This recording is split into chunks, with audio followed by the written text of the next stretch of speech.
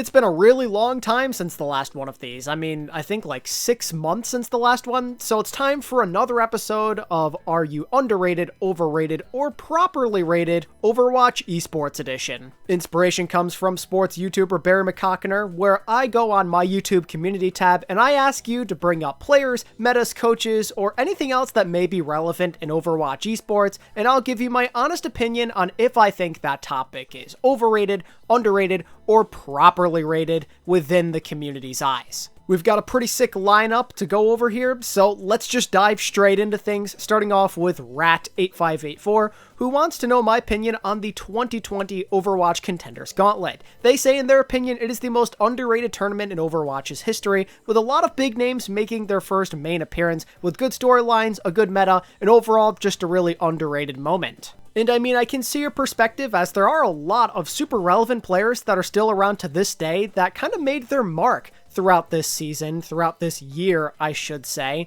But honestly, I don't know if I'd go to say that it's underrated. The meta itself was cool, and there were some fun matches here and there, but you knew American Tornado was going to win NA, and you knew British Hurricane was going to win EU. This was just not up for debate. They were extremely overpowered compared to everybody else. The only thing that was really exciting to me was being able to watch those two go head-to-head in that exhibition match where American Tornado won it out. Other than that, it was just a fine event. I'm honestly more of a fan of the 2019 Gauntlet personally, but it's not a bad tournament by any means, but I wouldn't say it's underrated. I think I'd go more so in the properly rated discussion. Next up, we actually have another meta question, this time from Monkey Banjo. They ask, what do we think of the 2022 Overwatch League playoff meta? Kiriko was released, extremely broken, and suddenly teams had to scramble up a team comp, which ended up being Lucio, Kiri, Monkey, Sojourn, Reaper most of the time. In my opinion, it was extremely interesting, plus a couple of upsets, and it had one of the best grand finals of all time.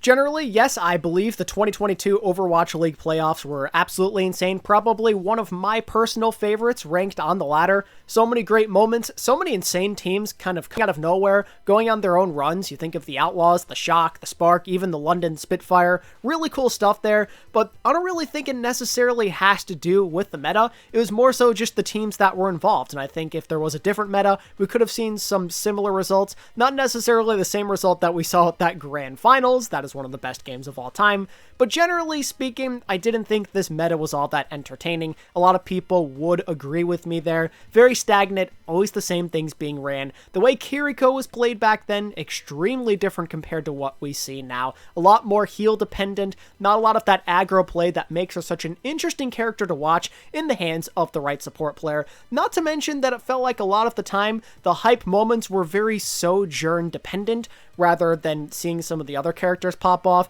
You needed her to be in the right hands for it to really be a fun match, to see your propers of the world go absolutely ham. And in between those moments where you didn't get that, I felt like it just wasn't that great to watch personally. This is a take it or leave it kind of meta. It was really cool for the time period. It made the 2022 playoffs great, but generally I think that this meta is a little bit overrated because we just think a bit too fondly of the playoffs rather than the meta itself.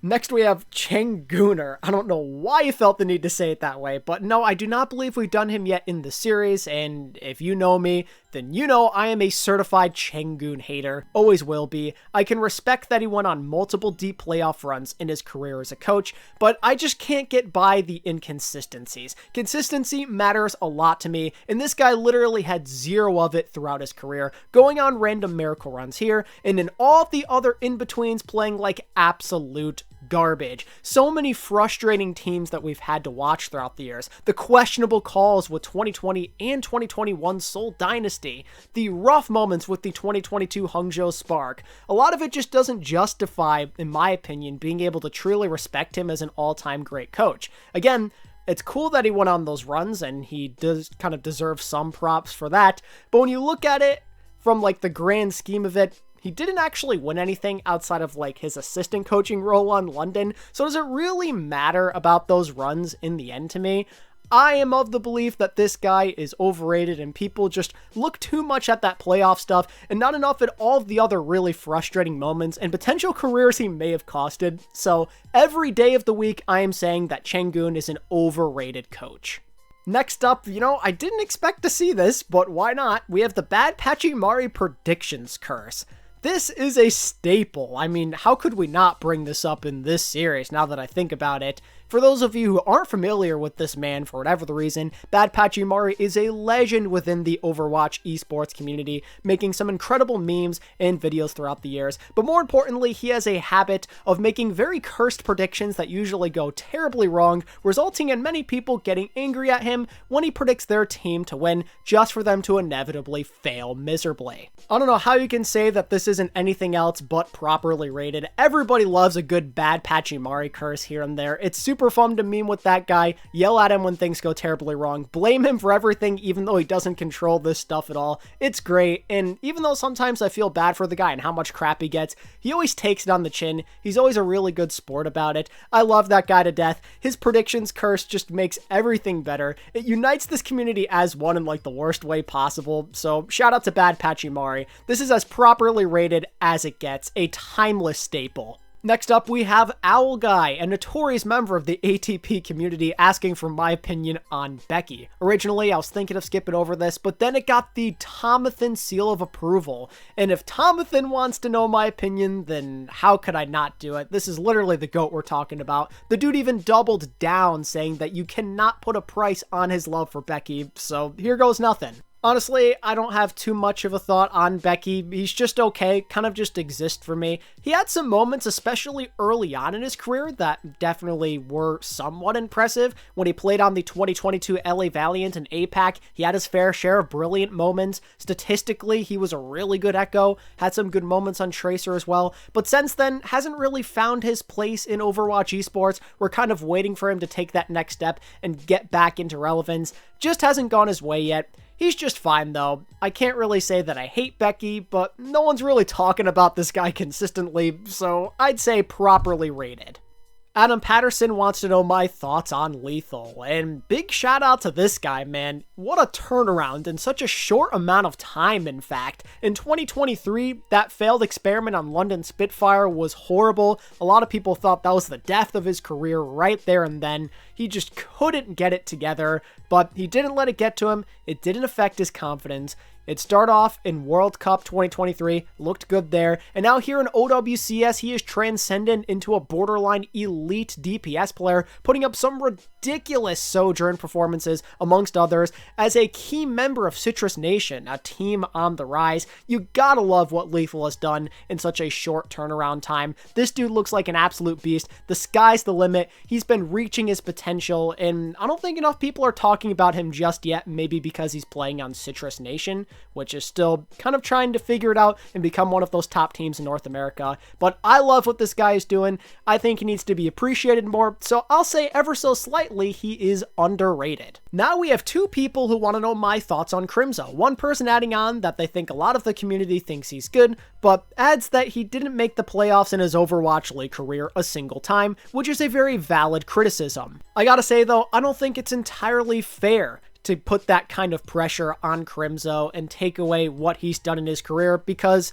the fact is, he is one of those players that was never going to be absurdly desirable. He was never going to have a chance to be on a top contending team because of the amount of talent in the league. He was always kind of going to be more of the bottom of the barrel pickings, which resulted in him playing for some pretty poor teams throughout his career, or just mediocre at best. And that for some people might be where they draw the line and say, yeah, there's no way that this guy can be rated really, really highly. But I think you gotta look beyond the lines with this kind of stuff. You have to think about his bad luck. It's not always about the rings as well when you're not in a situation where you can win one. So you look at what he's done individually throughout the years, and he's been very consistent. I'd argue one of the better Western support players out there, outside of like the top tier echelon, you know? He's shown good performances across all the different flex support heroes. Statistically, he was always off the charts, even ranking towards the top with some of the best flex supports of all time. Crimzo genuinely had a lot of good moments in his career, but they're just hard to notice when you play on a team like he has, when you play on all of these weak, mediocre rosters. It's kind of hard to make your presence known and have those unforgettable moments for the rest of time, you feel me? I thought he did pretty well, though. He was intelligent, his positioning was always good, he had some pop-offs as well. I respect Crimzo a lot, and I think people hate on him a bit too much, so I'll say that Crimzo is maybe a tiny bit underrated. Now, Storm Drain wants to know my thoughts on Donghak. Donghak, I think, had it hard at the beginning on Atlanta Reign, always the scapegoat when things went wrong, and I can agree that he definitely needs to fix up his hero pool. It's not perfect by any stretch of the imagination. His flexibility has got to improve if he wants to take the next step as a truly great tank player. But overall, throughout his short career and what we've seen, he's usually been pretty good. He's had some clutch moments, and he's continued to grow even more since the beginning of OWCS, putting up some even more great performances, looking good on those dive tanks. He's shown that with the right supporting cast around him, and if you don't put too much pressure on the guy and you're supportive of him, he can be a good player. I like Donghak. He hasn't done that much wrong in his career. The Atlanta stuff was just a really tough situation. I don't blame the guy one bit. I'm a big fan of Donghak, and I think a lot of people have started to realize that he's a good player too, so I'll say properly rated. Junkrat 2020 says, "Hey ATP, the double shield meta. For me, one of the worst metas in Overwatch history. What do you think?" So I'm assuming you just mean in general double shield compositions with like Orisa Sigma, since you didn't list anything specific. And I can understand that viewpoint. There were some very sleeper metas, especially like the double sniper, double shield. It can get very redundant, very boring, very pick dependent, blah blah blah. But at the same time, there also have been some really enjoyable metas with double shield. 2019 playoffs was really fun. 2020, a lot of the season had double shield, and there were some unbelievably great games that year. So I don't think I can call it a bad meta. It's had some not so good moments, but I think that the good, just knowing the heights that we've seen, kind of outweigh the bad.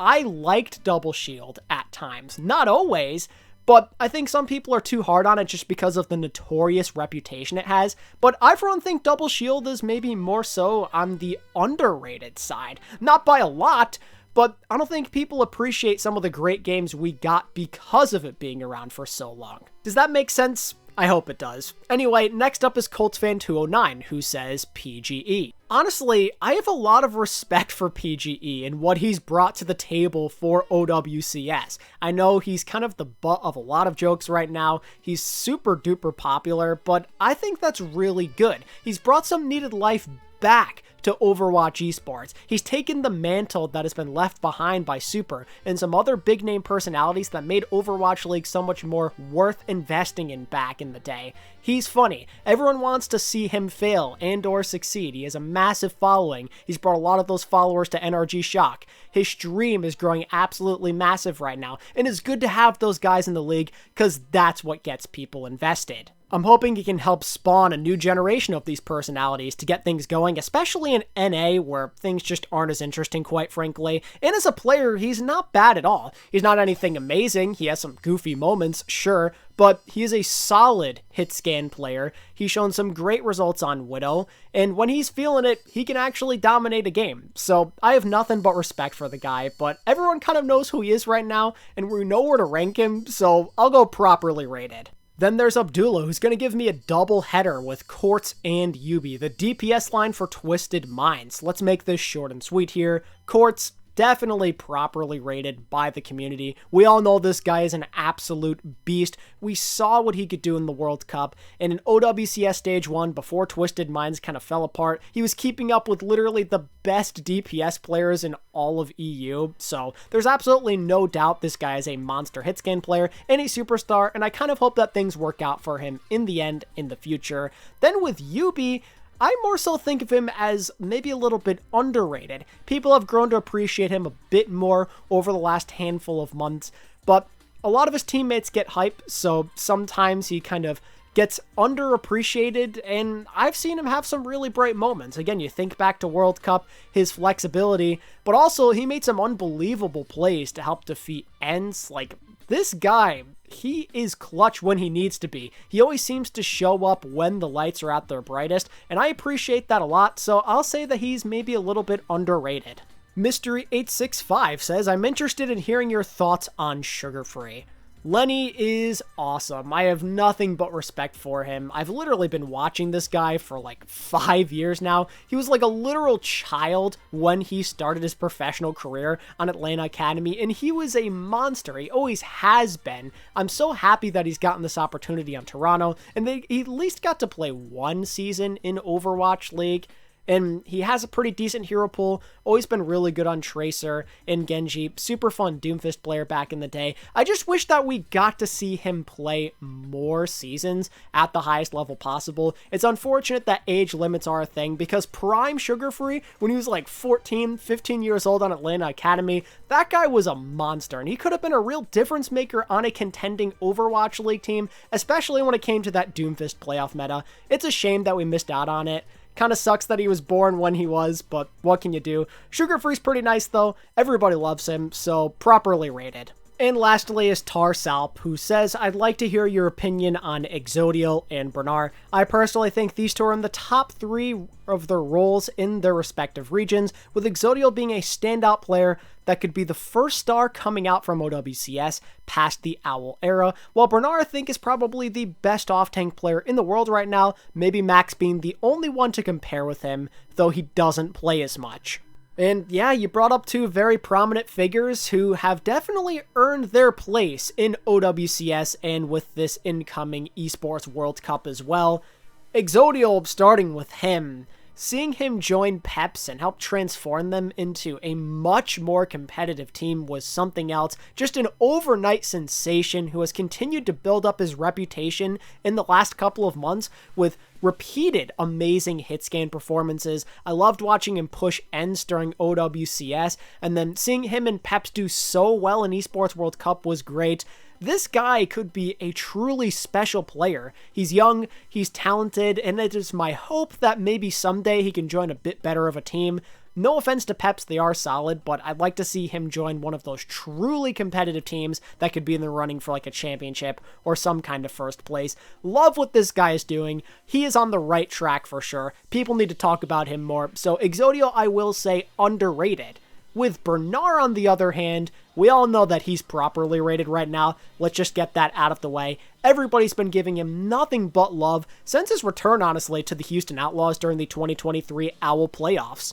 And when I think about it, generally when you look at Bernar's career, he's always gotten respect from the fans. There may be some questions here and there, I guess, during the late years on Hangzhou Spark, but even then, it always felt like people had much respect for him with his consistency, with that ability to be a seamless fit on so many different teams throughout the years. You got to give this guy a lot of credit.